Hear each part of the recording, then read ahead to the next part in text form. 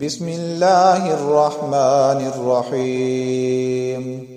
سبح اسم ربك الأعلى الذي خلق فسوى والذي قدر فهدى والذي أخرج المرعى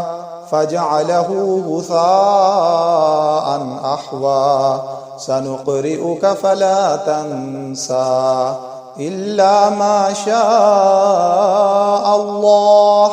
إنه يعلم الجهر وما يخفى ونيسرك لليسرى فذكر إن نفعت الذكرى سيذكر من يخشى ويتجنبها الأشقى الذي يصلى النار الكبرى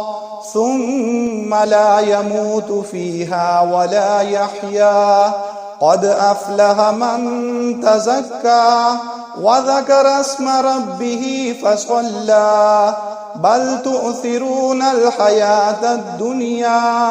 والآخرة خير